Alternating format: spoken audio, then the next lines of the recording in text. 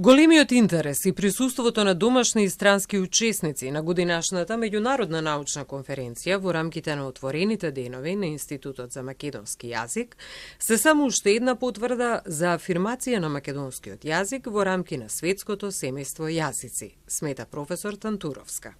Секоја година имаме учесници не само од Македонија и од странство кои го истражуваат македонскиот јазик. А кога нашите колеги го истражуваат македонскиот јазик, без разлика дали станува збор за само македонскиот јазик или со контрастивни тези теми во споредба со другите јазици, од тоа има ли поголема афирмација за македонскиот јазик. Нашите колеги македонисти, слависти, лингвисти секогаш кога го истражуваат македонскиот јазик никогаш не се запрашале дали воопшто постои, односно тие всушност со нивните трудови покажуваат дека македонскиот јазик постои.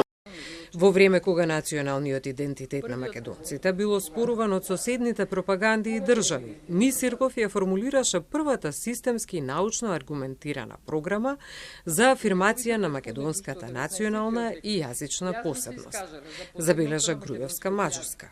За македонските работи е едно од најзначајните дела во историјата на македонската културна и национална мисла.